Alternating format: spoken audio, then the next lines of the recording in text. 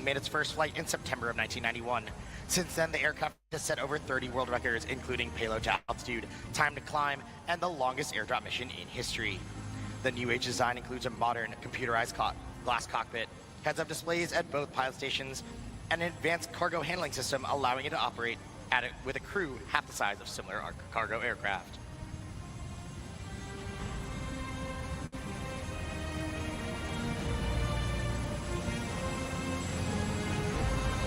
Now approaching from your left, the aircraft will perform a slow speed pass. During the pass, please notice the wing leading edge slats and large powered fling wing flaps.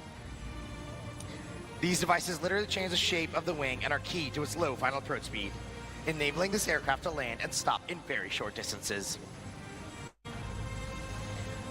Our reliable airlifter combines the intercontinental cargo carrying capabilities of large aircraft such as the C-5 Galaxy with the short field landing capabilities of the much smaller C-130 Hercules. Get your cameras ready, as this will be your best opportunity to take photos of this amazing state-of-the-art machine.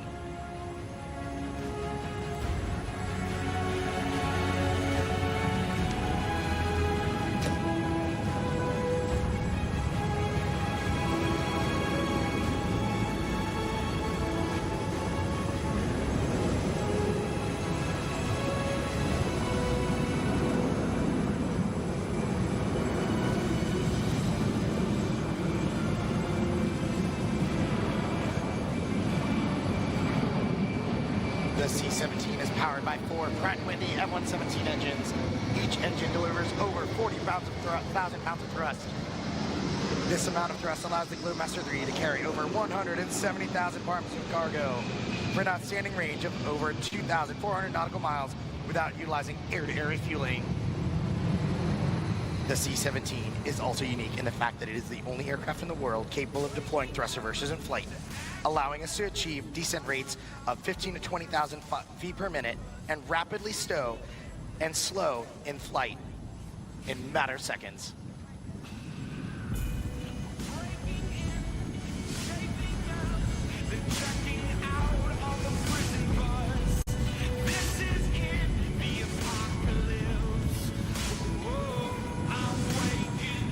The C-17 will now maneuver for a circle over the airfield, showing its ability to fly at slow speeds and demonstrate its advanced aerodynamics in action.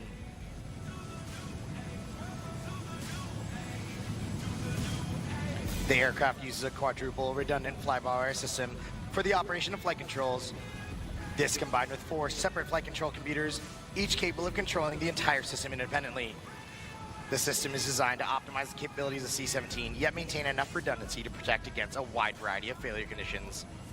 Another feature of this amazing flight control system is that the aircraft can also be flown in an entirely mechanical backup mode, further safeguarding against abnormal situations.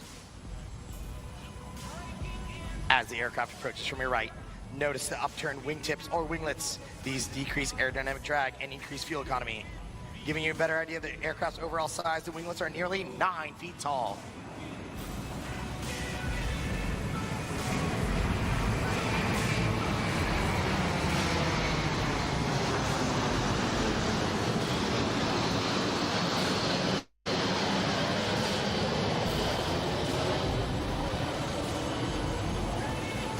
In case you're wondering how big the C-17 is, the wingspan is roughly 170 feet. The tail is over 5 stories tall, and fully loaded, it weighs over 580,000 pounds.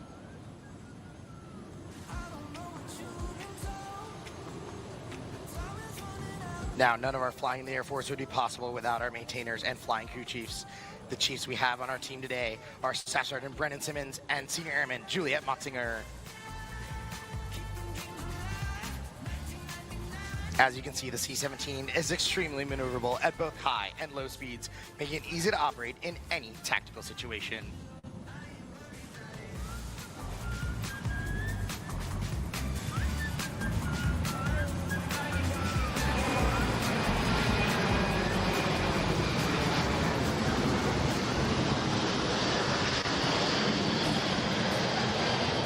Aircraft can fly anywhere in the world non-stop using its air-to-air refueling capability. Air Force personnel routinely fly 24-hour missions with a single crew. The most basic crew complement required to operate a C-17 is merely 2 pilots and 1 loadmaster. The heavy-duty landing gear allows it to land on surfaces such as cement, sand, dirt, and even ice. As a result of this, C-17s have been in over 180 countries and literally every continent in the world since production began. Lastly, all current air crews are trained in the use of night vision goggles or NVGs, allowing them to operate while in unlit, austere locations around the globe.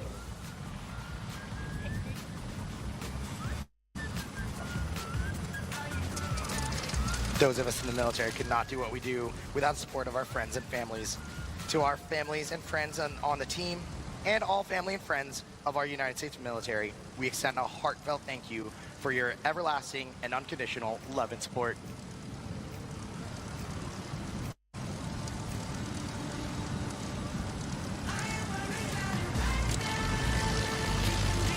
As the crew makes their final approach, the aircraft will be flying at just under 120 miles an hour. They are simulating arrival into a shortened airfield where hostile forces are present. This versatile tactic allows the C-17 to operate at over 6,000 more airfields worldwide than a commercial wide-body aircraft.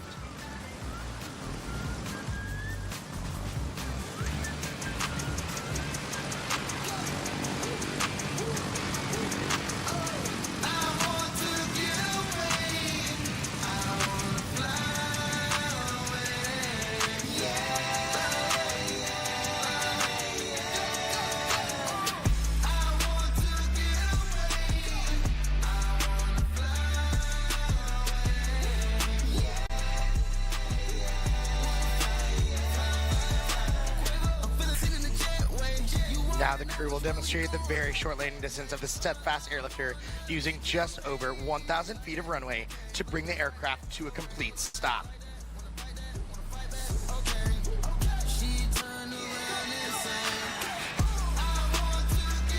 As the backing occurs, look just aft of the right wing and you will see our loadmaster, Staff Sergeant Jackie Marmolia, directing the crew.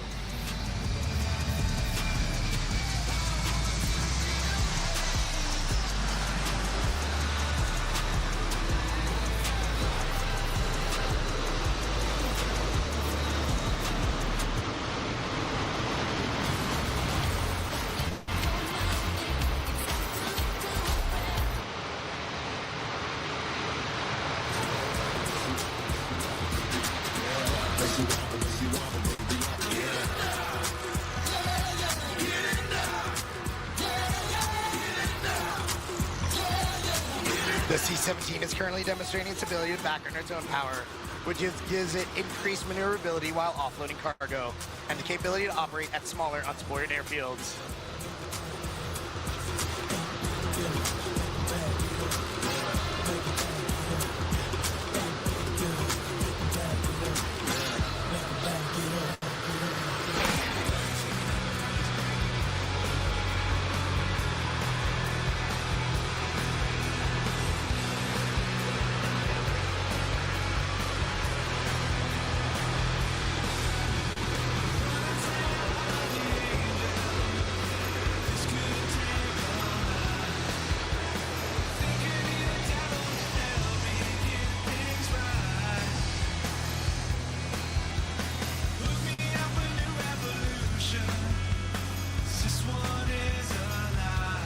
Ladies and gentlemen, the crew is now completing checklists to prepare for their max effort takeoff. This capability allows the C-17 to operate out of austere fields that large aircraft of a similar size are not able to accomplish. This maneuver will have the giant aircraft at an altitude of over 1,000 feet well before the departure end of the runway.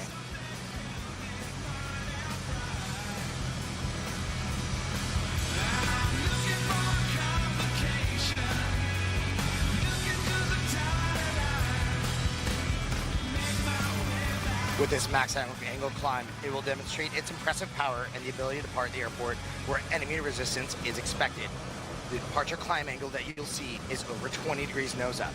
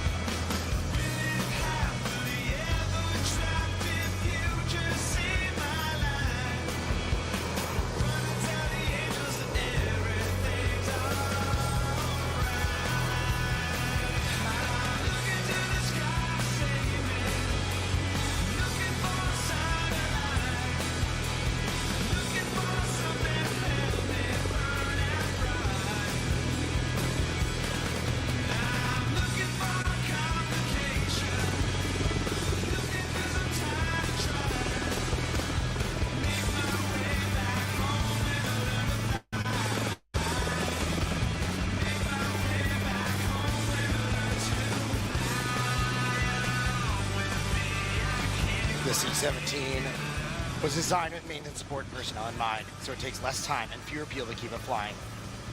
The major system components are located at eye level, having easy-to-open panels, making the aircraft very simple to maintain.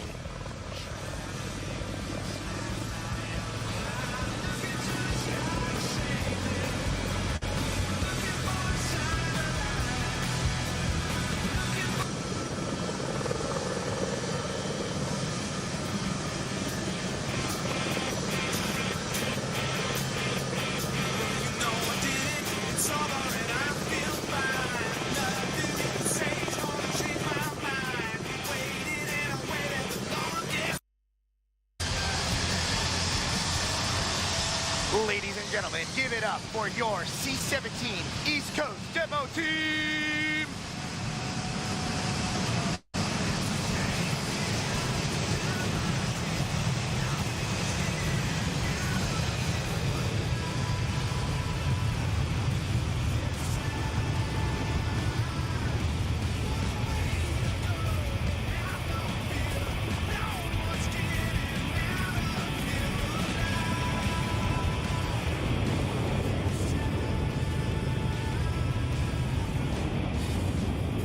All the maneuvers you have seen here today are examples of those flown by our operational air crews on a regular basis, as they provide the highly responsive and flexible airlift capability for America.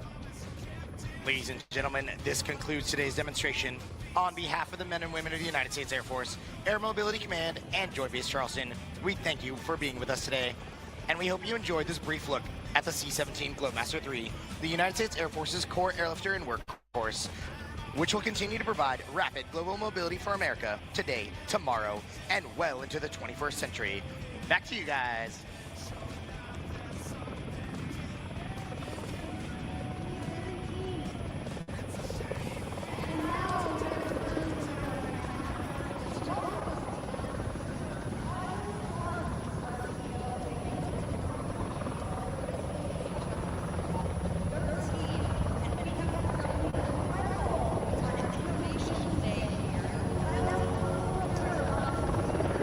Well, coming from the north here is the Beta Technologies CX300 all-electric aircraft. You're looking at a 7,000-pound aircraft that was holding northbound over the northwest for about 25 minutes, getting ready to come in here and show off a quiet electric aircraft, all electric with lithium-ion batteries in the belly.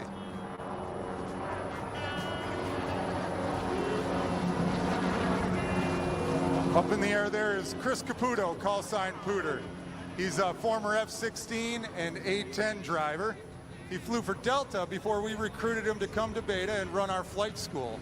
So he actually runs a flight school of about 400 employees who are all encouraged to fly if they work at Beta at no cost.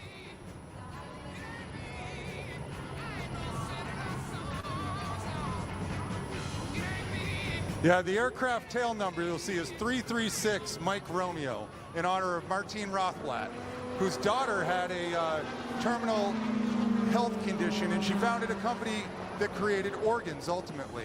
So this aircraft was designed to move organs efficiently between hospitals and to hospitals. So this is the CTOL version, the conventional version, but we also have a vertical takeoff and landing version, all electric aircraft, purpose designed to move cargo logistics and medical stuff.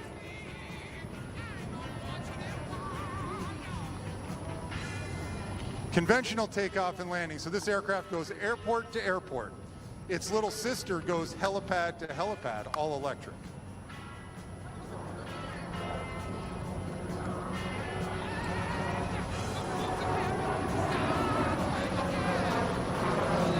So that aircraft is powered by a 575 horsepower, all-electric, dual redundant motor. There's actually two motors in the back of that thing.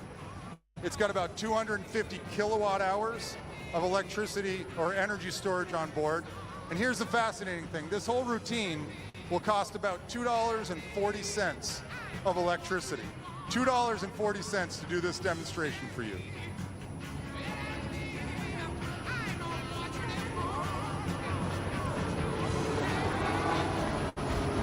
You know, the plain elegant simplicity was the mindset when we did this. everything is the minimum minimorum that we could think of, because we got a lot of work to do to introduce electric aviation. So keep it simple. That old saying, KISS, I won't finish the end of it, but that's the design philosophy behind this aircraft.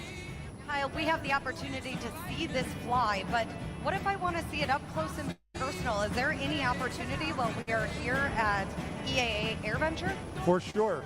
So the aircraft that's flying is configured as a cargo aircraft. There is a passenger aircraft over at our booth 90. Over at booth 90, you can go see the passenger aircraft. It carries 6 people. It was actually the first aircraft that flew into JFK all electric with passengers on it before it flew out here to Oshkosh. That is absolutely incredible. I'm wondering, what is the total flight time that we would see right now? How long would we see Alia fly? So this aircraft, the tail number again is 336 Mike Romeo. 336 nautical miles is the maximum range of this class aircraft. And we demonstrated that for real. Our goal was 250 nautical miles, and we blew it out of the water. So as we continue to watch innovation come to life in front of us right now, where are we going next? What is our future looking like? Well, energy density of batteries gets better and better every year. The range of this aircraft will go up, the payload will go up. Right now it carries 1,250 pounds of payload. We'd like to get to 2,000 pounds of payload. Put 3 cargo pallets in the back of that and get to an aircraft that can carry 19 passengers. Now I love this. We just had the C-17, the Globemaster, which was our cargo plane, and you come swooping in with another cargo option. Yes, this is a little cargo airplane, but if we listen, all we see here is a little propeller noise, and that's important to the communities that are surrounding these airports. So at night, in the evenings, when cargo's moving, you got no jet engine and no piston noise. And that's one of the design points. I love this angle from the back, the twin tails. And if you look at that wing special, it's got a little bit of an anhedral and a dihedral on it. That combination is designed for spin resistance. So a really safe and stable airplane. And as I'm on the topic of safety, there are triple redundant flight computers, and that's a fly-by-wire aircraft. We actually make the flight computers at Beta. Those are all American-made computers, bare metal. We make the motors, we assemble the batteries, we make the airframe, we make everything highly vertically integrated, all up in Burlington, Vermont. We are so excited to have Beta here with us, Kyle Clark up here.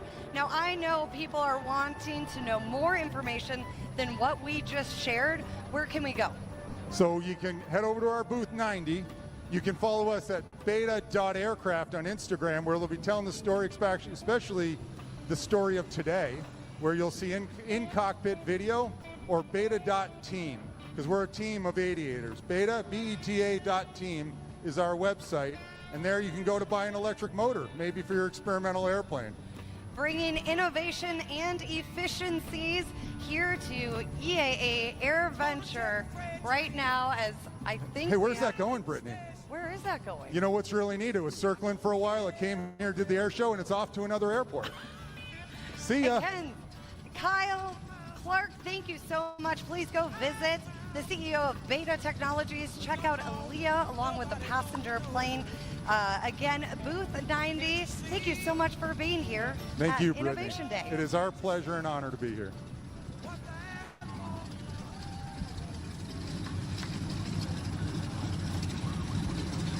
Well, we've got a lot more to come here tonight as we continue with our flying display schedule. How cool was Beta? That was pretty cool stuff. I got my credit card up here. I'm ready to max it out. I want at least 4, for the garage and the hangar and everything in between. What a very fascinating aircraft, and our thanks to the entire team for being with us. In just a moment, our air show action continues as we welcome next to our show the 6 T-28 Trojans of that of Trojan Thunder, who will be flying for us here in just a couple of moments.